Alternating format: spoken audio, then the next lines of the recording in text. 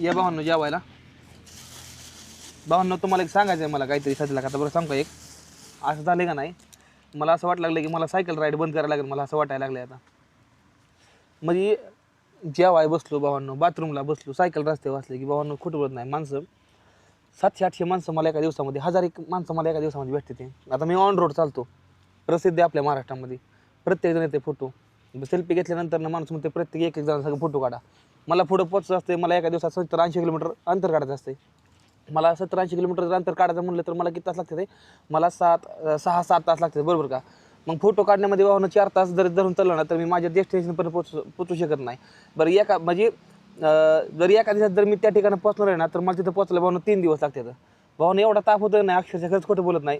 Cycle चालवायची वेगळी, shooting करायची वेगळी, एडिटिंग करायची वेगळी, माणसाला वेळ द्यायचा वेगळा, जेवण नाही ना काय नाही. मागाई जर किती माणसं येऊन भेटली गेली, मी 8 मिनिट लपून जेवण करतोय, लपून जेवण करतोय मी. बघा हे मेन रोड आहे. आता माळशेज घाटामध्ये या दत्त मंदिराच्या पाठीमागं आधी फोटो होतो, आता पाठीमागे थांबलोय. समजत नाही म्हणजे भावानं, खरं सांगतो बरं का, म्हणजे रस्त्यावर निघायचं मुश्किल व्हायला लागलं या. मला समज नाही काय करावं, म्हणजे समज नाही तो काय करावं ते. या जेवायला जेवण करतो आज दुपारचं.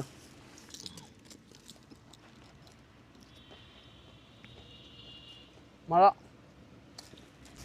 बाकी तुम्ही सांगा कमेंट करून, काय बरोबर आहे काय चुकीचं तुम्ही सांगा. हर हर महादेव.